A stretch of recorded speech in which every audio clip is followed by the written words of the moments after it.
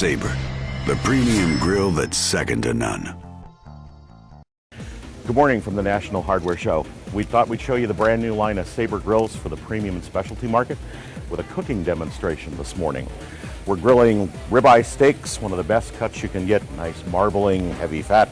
A boneless, skinless chicken breast, which most people really don't want to eat as a grilled product because it dries out. And some center cut pork loin chops, which is also a difficult product to grill.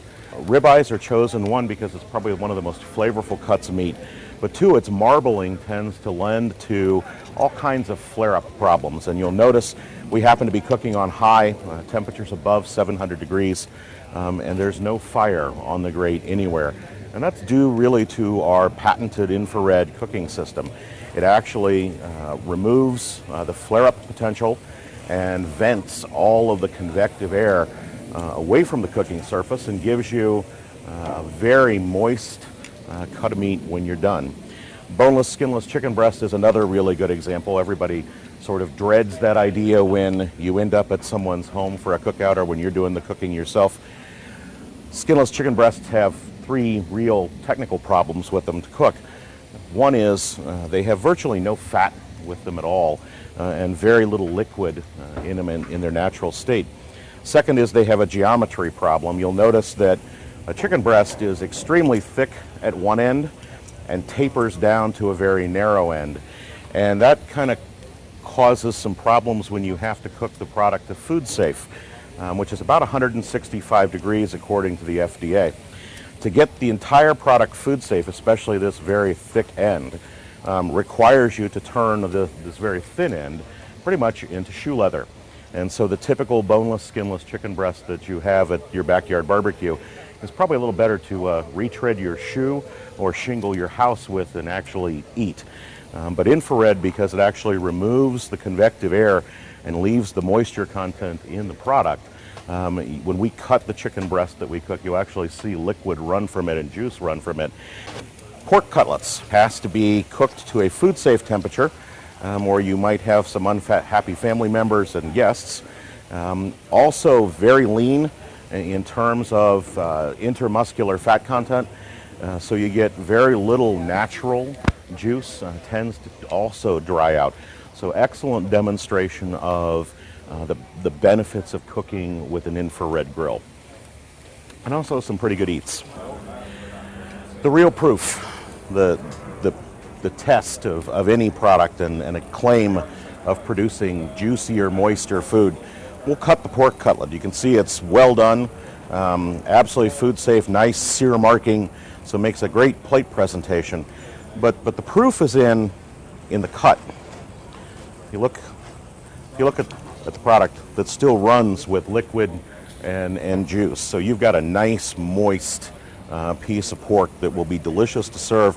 No special marinades required, no sauces, no way to re-moisten the meat needed. Straight from your grill to your plate, and a delicious meal for family and friends.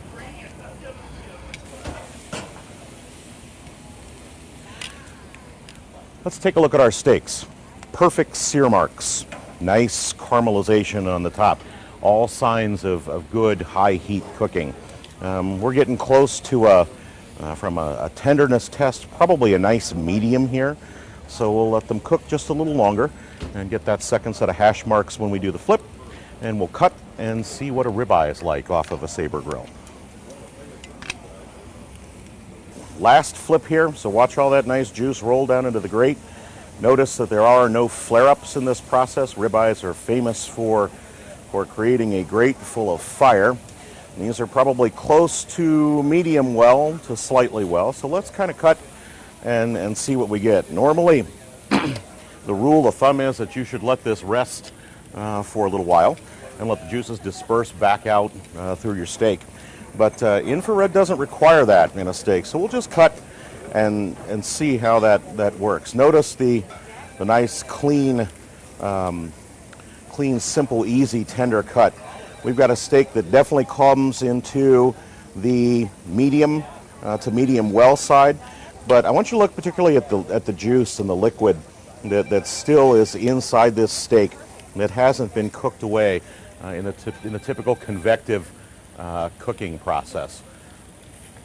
The other thing that is a staple on the grill is the traditional American hamburger. These happen to be Bubba burgers, and we use those specifically because they have about a 34% fat content, so all kinds of really good flavor, but they also tend to flare up because of that fat content.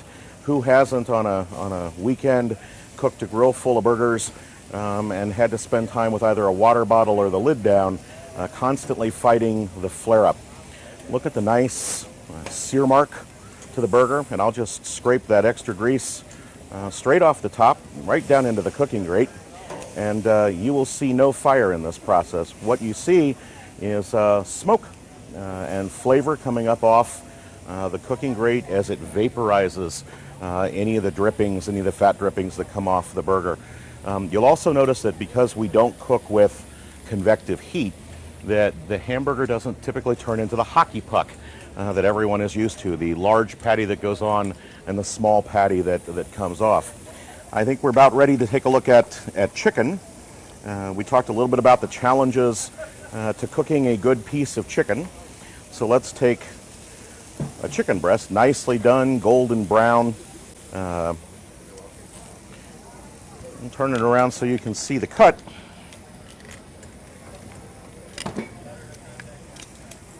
And we'll cut both at the thick part, so you get a nice, moist, juicy chicken breast. You can just see the liquid roll out of it. It remains nice and plump and tender, but the true test of any chicken breast is this little tail end piece that usually ends up as hard as a rock down here.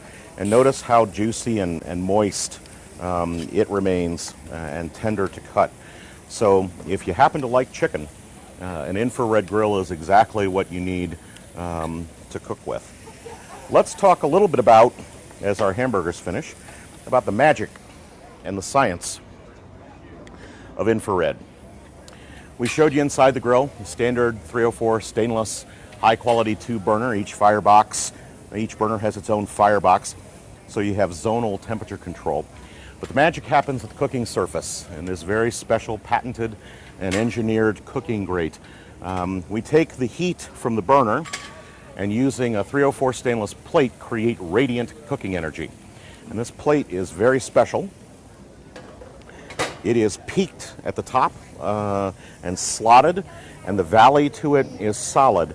Both of those features play a really important role in its cooking performance. You'll notice that the back of the grate is hollow. What happens is this emitter plate lines up perfectly with the cooking grate. And if you look at it from the bottom, any convective heat, any convective air, which is really bad for your food, it's what dries your food out, vents up through the slots at the peak. And that heat is transferred to the inside of the cooking rib and spreads out across it. So it gives you a really nice, really hot, really even cooking surface. And then we vent all of that convective air out of the front and the rear of the grate. So the piece of protein that sits up here, whether it's a steak or a hamburger, a piece of chicken, or a sausage, never really sees hot convective air. So you don't have that drying effect that goes on. It sees pure radiant energy to cook with. That's what locks the juice and the flavor into your product. The other magic, and this might be a little more difficult to see, is that solid valley. Notice that you can't see through the cooking grate. And the reason for that is, as grease drains down into that valley, it's a low oxygen area. And what happens is that it becomes impossible for that grease to burn. It's too rich a mixture. So that because the radiant plate is superheated, you watch it vaporize the grease. And that's a really interesting claim, but let me show you that it's true, because when you open the grease tray to your grill, notice that it's completely empty. And we've cooked on this unit for 2.5 straight days at the show, and there's no grease present. That's because it vaporizes off during the cooking process, adding flavor to what you're cooking. Looks like our hamburgers are ready for another flip. So let's watch when that happens. Typically, this is the worst part of cooking a hamburger, is when you actually flip and end up with all that grease falling down onto the burner and creating all those flare-ups, which also turn your hamburger into carbon. You can see the juice that comes to the surface of the hamburger. We'll just flip that straight over, and you can watch it vaporize into smoke and flavor. You'll also notice that we've cooked everything that we've shown in this demonstration lit up, and that is extraordinarily difficult for any typical convective grill. I don't care at what price point or at what dollar value or what the manufacturer is. The vast majority of the product on the market, it is impossible to cook the duration and the type of food that we're cooking lit up. So that's another significant advantage to a Saber infrared grill. I've kind of let our steaks finish all the way to a well done, because there are folks who actually have steak that is well done. And typically at that point, most folks will claim that it is unedible.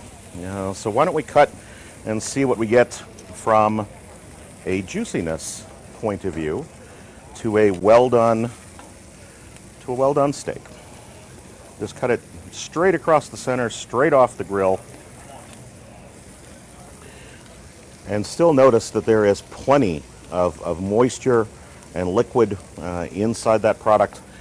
So even as a well done steak, you still get lots of flavor, lots of moisture, and basically good eats. Our hamburgers are probably about ready for another flip, so let's flip some more.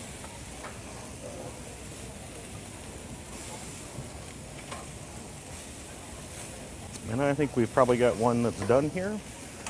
So why don't we take a look and see what the hamburger looks like. Notice it maintains much of its original size.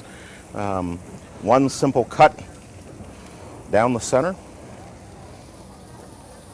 And look at all the liquid that's still left in that burger. Who wouldn't want a nice big piece of cheddar cheese or pepper jack cheese, a good bakery bun, some lettuce and tomato? I appreciate you joining me for a cooking demonstration. I happen to love to show off our product, and I also happen to love to eat the food that comes off. If you'd like to find out more, please visit sabergrills.com out on the internet, or find your local retailer, specialty retailer, pool and spa dealer, patio furniture dealer, or barbecue store, and they'll be able to put you behind the spatula of a brand new Saber grill.